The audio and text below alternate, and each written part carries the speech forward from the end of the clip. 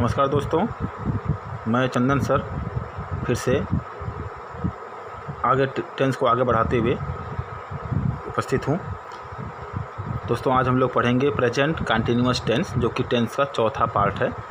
ठीक है, हम लोगों ने 3 टेंस पढ़ लिया है, एक प्रेजेंट इंडेफिनिट टेंस, दूसरा पास्ट इंडेफिनिट टेंस और तीसरा फ्यूचर इंडेफिनिट टेंस। अब हम लोग पढ़ेंगे प्रेजेंट कंटिन्यूअस टेंस।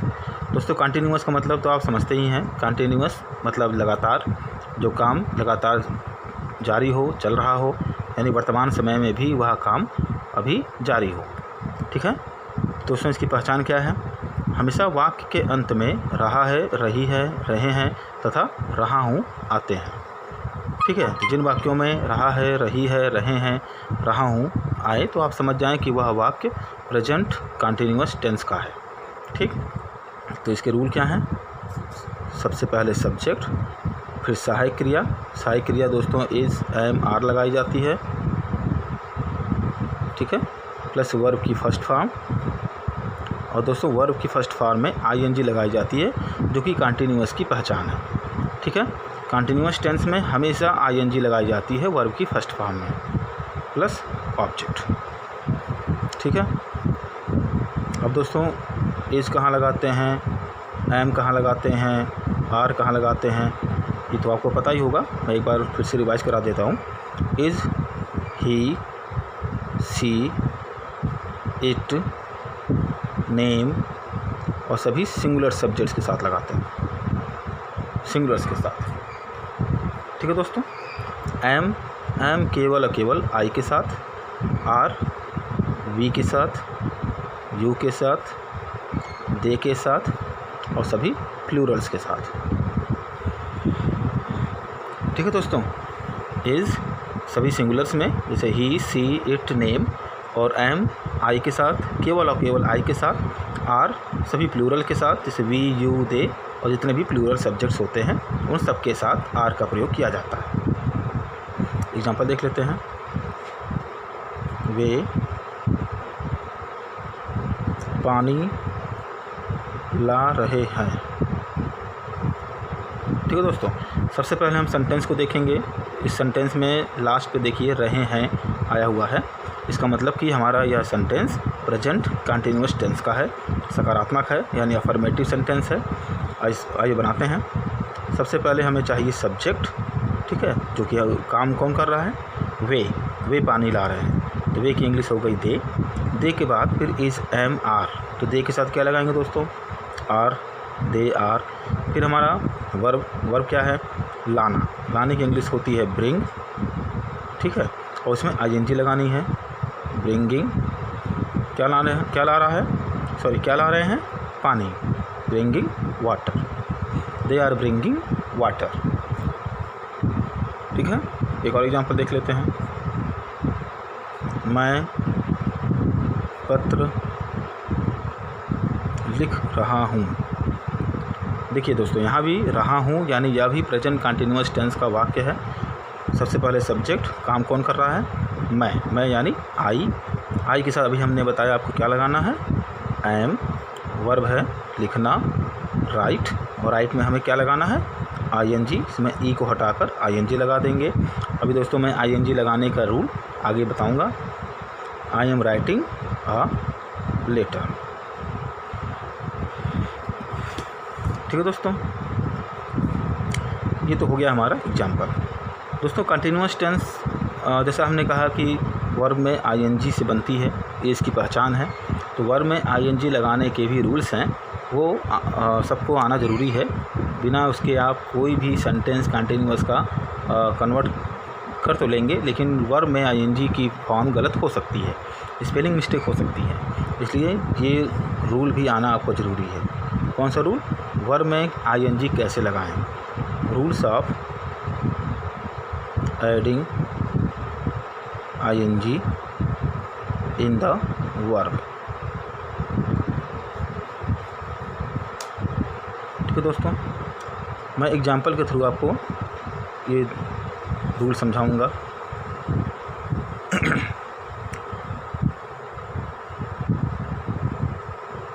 दोस्तों ध्यान से समझिएगा।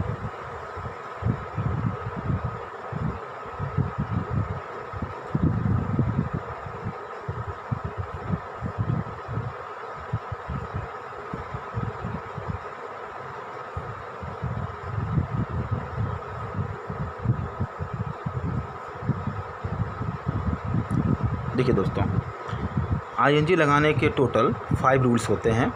इसमें पहला रूल होता है if the last letter of the verb, यानी क्रिया का अगर अंतिम अक्षर ई है। क्या है दोस्तों? ई। यदि क्रिया का अंतिम अक्षर ई है तो आईएनजी लगाते समय ई को हटा दिया जाता है। ठीक है, अगर अंतिम अक्षर ई है तो आईएनजी लगाते समय ई को हटा दिया जाता है। ठीक है, जैसे स्पेलिंग देखिए, राइट, WRITE। अब यहाँ हमें आईएनजी ऐड करना है तो हम क्या करेंगे, ई को हटा करके आईएनजी लगा देंगे। ठीक है दोस्तों, राइट में आईएनजी लगाया हमने तो लास्ट में ई था, ई को हटाकर हमने आईएनजी ऐड कर दिया। ठीक है, इस तरह से किसी भी वर्ब में अगर लास्ट में ई आया हो और हमें आईएनजी लगानी है तो ई को हटा करके आईएनजी लगा देते हैं। दूसरा नियम देखते हैं दोस्तों। दूसरा रूल है, अगर किसी वर्ब का लास्ट लेटर कॉन्सोनेंट हो। देखिए यहाँ यन आया हुआ है, यन कॉन्सोनेंट है, और यन के पहले कोई एक वावेल हो। देखिए यन के पहले एक वावेल है यू। ठीक है दोस्तों, तो क्या करते हैं, उस कंडीशन में जब आईएनजी ऐड की जाती है तो उस कॉन्सोनेंट को डबल कर देते हैं। ठीक है, यानी RUNN। फिर से देख लीजिए दोस्तों, यदि किसी वर्ब का लास्ट लेटर कॉन्सोनेंट है और उसके पहले एक कोई वावेल है तो आईएनजी लगाते समय कॉन्सोनेंट को डबल कर देते हैं। इसे आप कहीं नोट कर लीजिएगा, कहीं लिख लीजिएगा, ताकि ये इन फ्यूचर एग्ज़ाम टाइम में कभी भूले ना, उसे आप रिवाइज़ कर सकें। ठीक है, तो रन में देखिए लास्ट लेटर यन था कॉन्सोनेंट, उसके ठीक पहले एक वावेल था यू, और जब हमने आईएनजी ऐड किया तो एन कॉन्सोनेंट को डबल कर दिया, RUNNING। ठीक है, जस्ट इसका अपोजिट रूल होता है कि यदि किसी वर्ब का लास्ट लेटर कॉन्सोनेंट हो और उससे ठीक पहले एक से ज़्यादा वावेल हो। देखिए दोस्तों, यहाँ रीड की स्पेलिंग में लास्ट में डी है और डी के पहले 2 वावेल हैं, एक ए और एक ई। तो एक से ज़्यादा वावेल होंगे तो उस कंडीशन में आईएनजी ऐड करते समय उस स्पेलिंग में कोई चेंज नहीं होगा, there will be no change. Read plus ING equal to gives out reading, READING। ठीक है दोस्तों, मैं फिर से एक बार रिवाइज करता हूँ। यदि किसी वर्ब का लास्ट लेटर कॉन्सोनेंट है और उससे ठीक पहले कोई एक वावेल है तो आईएनजी लगाते समय उस वर्ब में कॉन्सोनेंट को डबल कर देते हैं। ठीक है दोस्तों, लास्ट वाले कॉन्सोनेंट को। और अगर उस कॉन्सोनेंट से पहले एक से ज़्यादा वावेल हैं तो आईएनजी लगाते समय उस वर्ब में कोई चेंज नहीं होता, यानी सीधे आईएनजी लगा देते हैं। ठीक है दोस्तों, नेक्स्ट रूल है, अगर किसी वर्ब में लास्ट में IE आया है, दोस्तों क्या आया है, IE, तो उस कंडीशन में IE को हटा करके वहाँ Y लिखते हैं, फिर आईएनजी ऐड करते हैं। फिर से सुन लीजिए, अगर किसी वर्ब में लास्ट लेटर में IE आया हो एक साथ IE, तो उनके स्थान पर हम Y लिखते हैं, फिर आईएनजी ऐड करते हैं। ठीक है, तो IE को हटाकर हम Y लिखेंगे, फिर आईएनजी ऐड कर देंगे। ठीक है, DIE plus ING gives out, IE की जगह Y लिख दिया हमने, DYING, डाइंग। ठीक है दोस्तों, और 5वां रूल है, लास्ट रूल है कि लास्ट लेटर अगर DE है, LL है, O है, W है, YE है, ठीक है, या Y है, तो इस कंडीशन में कोई चेंज नहीं किया जाता, सीधे ING लगा दी जाती है। जैसे PULL plus ING, PULL ING। ठीक है, इसका एक एग्जाम्पल और देता हूँ, देख लीजिए। W के लिए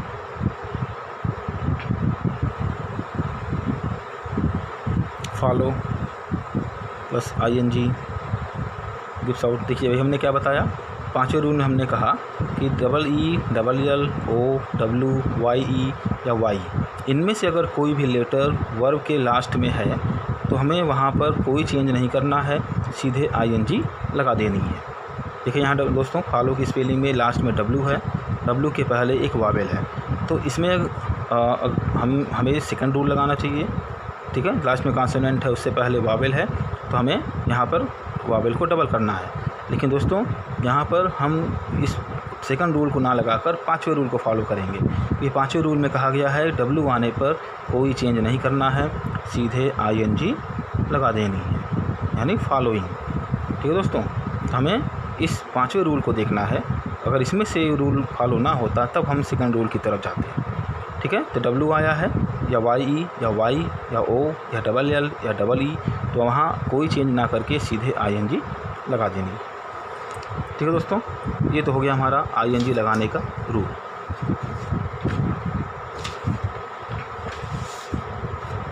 अब अगला सेंटेंस हम लोग पढ़ते हैं, नेगेटिव सेंटेंस।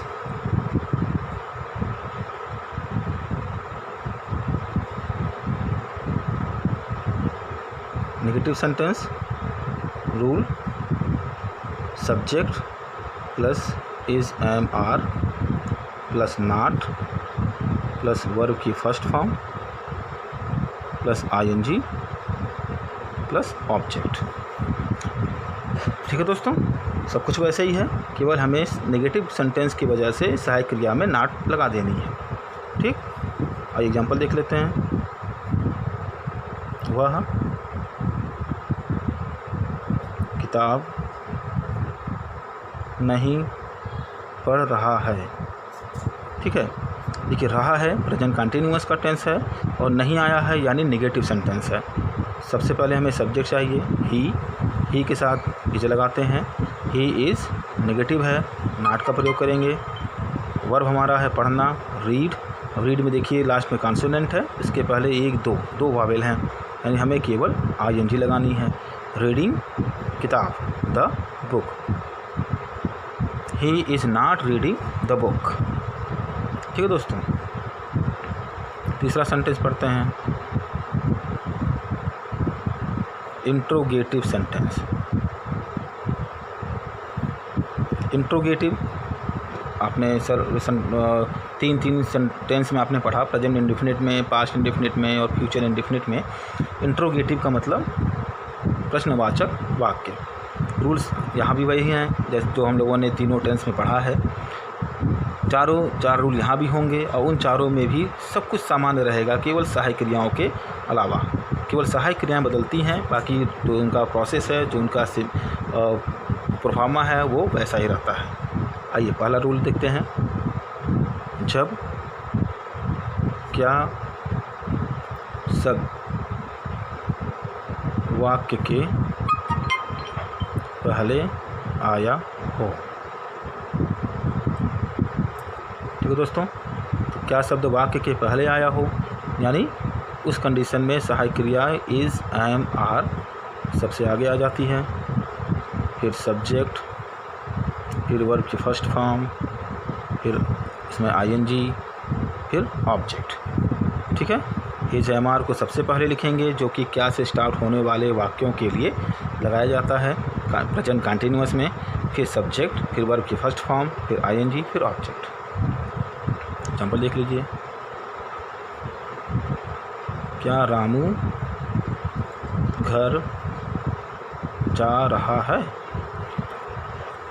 देखिए रहा है प्रेजेंट कंटिन्यूअस, क्या से स्टार्ट हुआ है, यानी क्वेश्चन इंट्रोगेटिव सेंटेंस का पहला नियम। हमें सबसे पहले इज़, एम, आर लगाना होगा सब्जेक्ट के अकॉर्डिंग। सब्जेक्ट है रामू, रामू के लिए हमें इज लगाना होगा। फिर सब्जेक्ट हो गया रामू, इज़ रामू। फिर वर्ब की फर्स्ट फॉर्म जाना, गो में हमें ING लगानी है। पांचवा रूल हमने पढ़ा था, इसमें लास्ट में double E, double L, double O, फिर YE और W, इनमें से कोई लेटर आए तो कोई चेंज नहीं करते, सीधे ING लगा देते हैं। इज रामू गोइंग, कहाँ जा रहा है, टू घर, house. Is Ramu going to house. ठीक है दोस्तों, दूसरा रूल, दूसरा नियम क्या था दोस्तों, जब क्वेश्चन वर्ड यानी प्रश्न सूचक शब्द वाक्य के बीच में आया हो।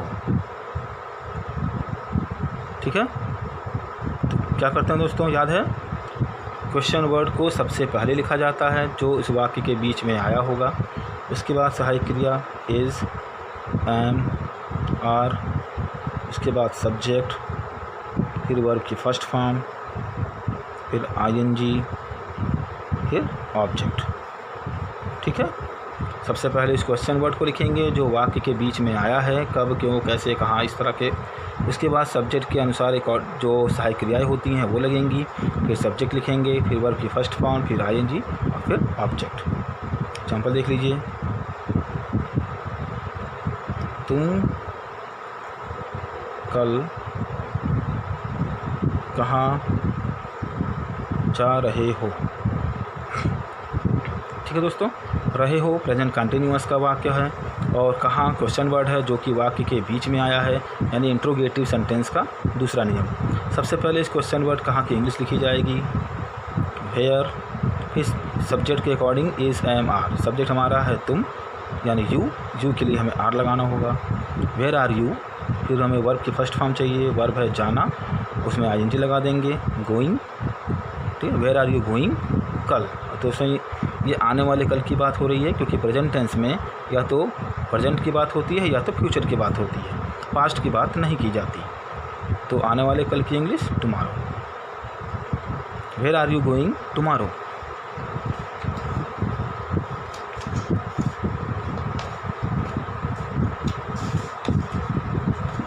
ठीक है दोस्तों, आइए तीसरा नियम देखते हैं।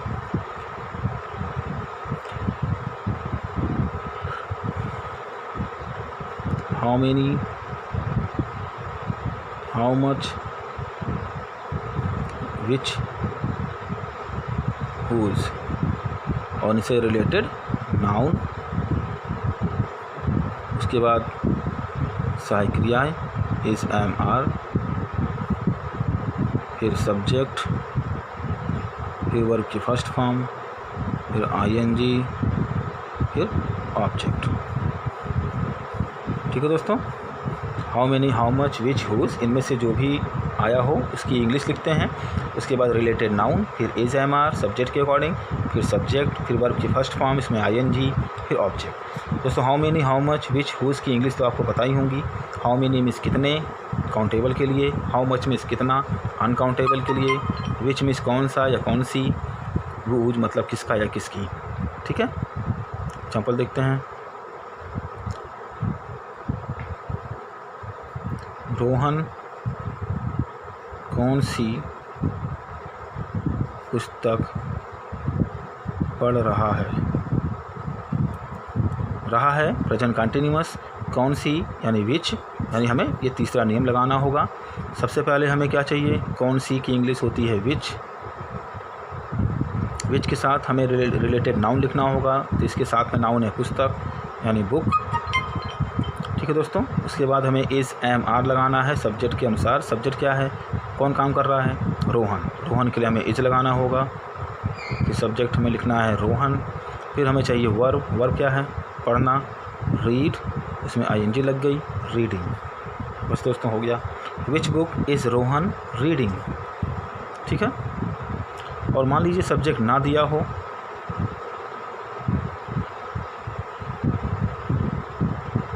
यदि सब्जेक्ट ना दिया हो तो क्या करेंगे।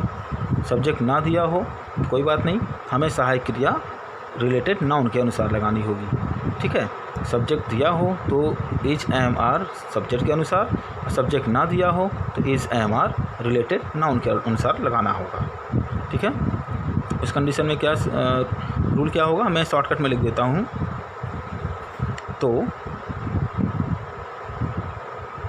Helping verbs is, am, are related noun के अनुसार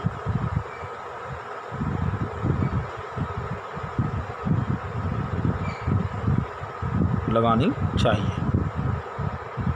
ठीक है दोस्तों, अब तो आप समझ ही गए होंगे कि यदि सब्जेक्ट ना दिया हो तो हेल्पिंग वर्ब हमें किसके अनुसार लगानी है, रिलेटेड नाउन के अनुसार। ठीक है, आइए इसका भी एग्जाम्पल देख लेते हैं।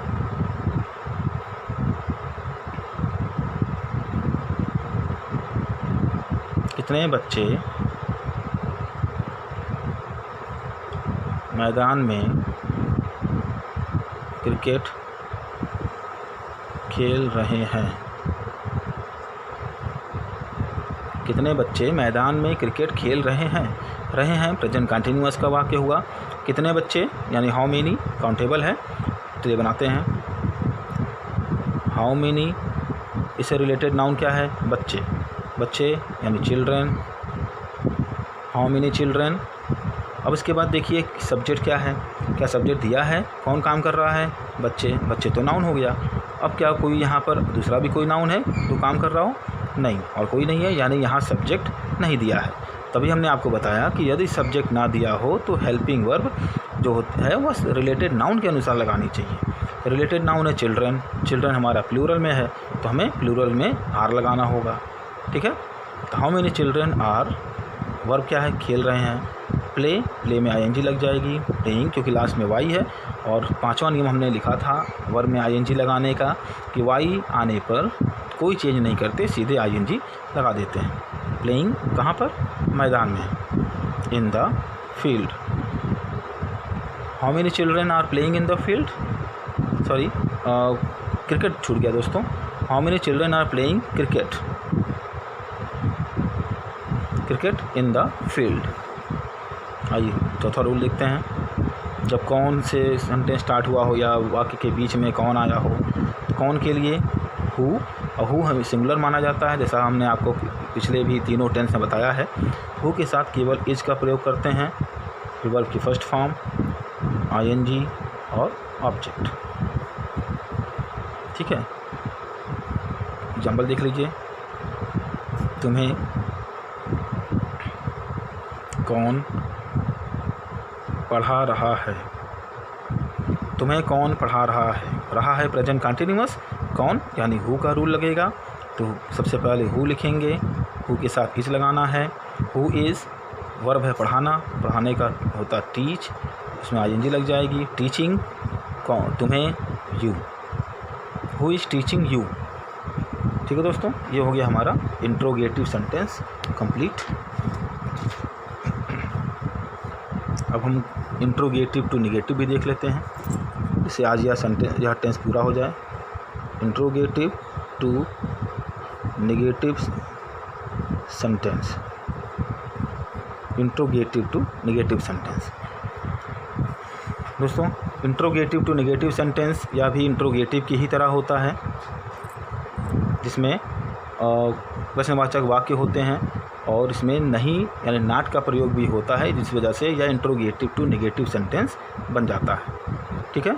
इसके भी 4 रूल हैं, जैसा हमने इंट्रोगेटिव में पढ़ा कि जब क्या शब्द वाक्य के पहले आया हो, और दूसरा था जिसमें क्वेश्चन वर्ड वाक्य के बीच में आए हों, हाउ मेनी, हाउ मच के लास्ट में हु के। तो सबसे पहला था हमारा जब क्या शब्द वाक्य के पहले आया हो, तो उस कंडीशन में हम सहायक क्रिया को सबसे पहले लिखते हैं, उसके बाद सब्जेक्ट, फिर नॉट, फिर वर्ब की फर्स्ट फॉर्म, फिर आईएनजी, फिर ऑब्जेक्ट, ठीक है दोस्तों। सहायक क्रिया एजएमआर फिर सब्जेक्ट के अनुसार लगाई जाएगी, फिर सब्जेक्ट चूँकि यह निगेटिव भी है तो नॉट का प्रयोग होगा, फिर वर्ब की फर्स्ट फॉर्म में आईएनजी और फिर ऑब्जेक्ट। एग्जाम्पल देख लेते हैं। क्या हम पत्र नहीं पढ़ रहे हैं, क्या हम पत्र नहीं पढ़ रहे हैं प्रेजेंट कंटिन्यूअस, क्या से स्टार्ट हुआ है, इंट्रोगेटिव, और नहीं यानी इंट्रोगेटिव टू निगेटिव।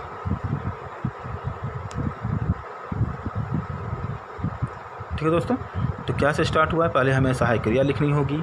तो सब्जेक्ट है हम यानी वी के लिए सब सहायक क्रिया आर लगेगी, आर वी, फिर सब्जेक्ट के बाद नॉट, वर्ब है हमारा पढ़ना, रीड में आईएनजी लग जाएगी, reading, are we not reading, क्या नहीं पढ़ रहे हैं, the letter, are we not reading the letter. दूसरा नियम था दोस्तों, क्वेश्चन वर्ड अगर वाक्य के बीच में हो तो क्या करते हैं, सबसे पहले उस क्वेश्चन वर्ड की इंग्लिश लिखते हैं, फिर सहायक क्रिया जो कि सब्जेक्ट के अनुसार लगाई जाती है, उसके बाद सब्जेक्ट, फिर नॉट, फिर वर्ब की फर्स्ट फॉर्म, फिर आईएनजी, फिर ऑब्जेक्ट। ठीक है दोस्तों, एग्जाम्पल देख लेते हैं। वह कब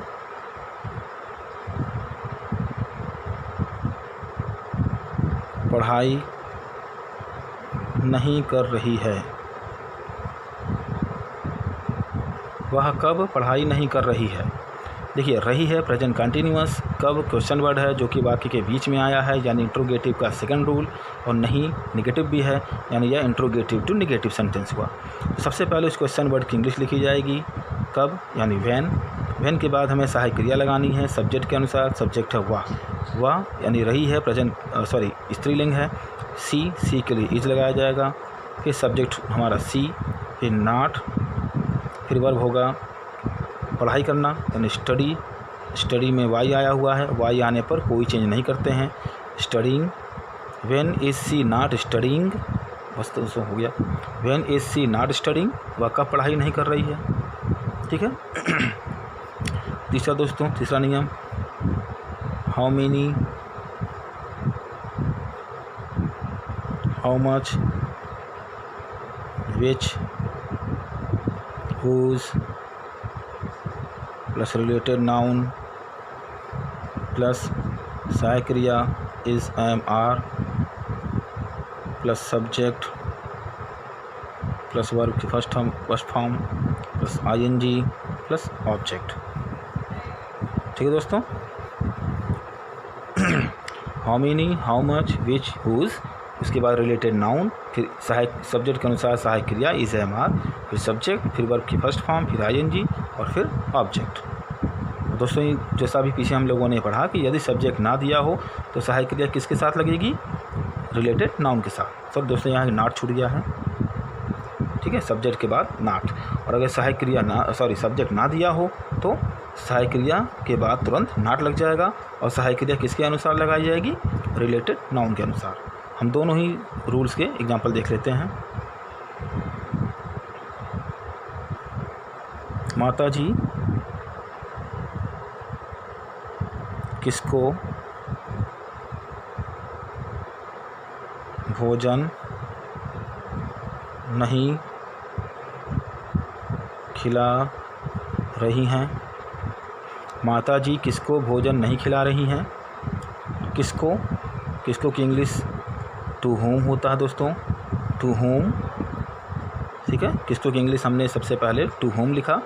फिर माता जी सिंगुलर एक वचन में है तो is the mother, to whom is the mother. फिर सब्जेक्ट के बाद नॉट, वर्ब हमारा खिलाना, खिलाने की इंग्लिश होती है फीड, फीड में आईएनजी लग जाएगी। फीडिंग, क्या नहीं खिला रही हैं, फूड, फीडिंग फूड। बस दोस्तों हो गया। To whom is the mother not feeding food. दोस्तों थोड़ा सा ये इस रूल से हटकर है क्योंकि इसमें से हमने कोई भी क्वेश्चन वर्ड नहीं लिया है, तो इससे घबराइए नहीं दोस्तों। मैं एक एग्जांपल और दे देता हूँ कि ये इस तरह के एग्जांपल भी आपको आने चाहिए, नहीं तो दिक्कत आ सकती है।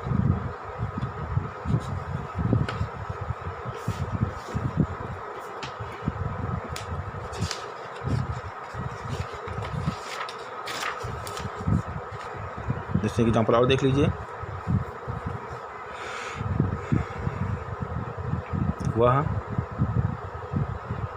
कौन सी कॉपी नहीं लिख रहा है। ठीक है, रहा है प्रेजेंट कंटिन्यूअस, कौन सी यानी विच, यानी तीसरा नियम विच। उसके बाद हमें इसका रिलेटेड नाउन चाहिए, रिलेटेड नाउन है कॉपी, विच कॉपी। हमें सब्जेक्ट चाहिए, सब्जेक्ट ही है, सब्जेक्ट के लिए हमें इस सहायक क्रिया लगानी होगी। सब्जेक्ट ही, नेगेटिव है not. Writing, which copy is he not writing. बस दोस्तों पूरा हो गया। Which copy is he not writing. और दोस्तों एक देख लेते हैं इसमें सब्जेक्ट ना दिया हो। कितने लड़के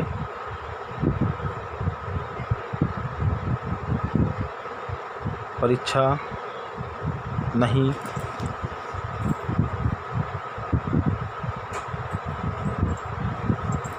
दे रहे हैं।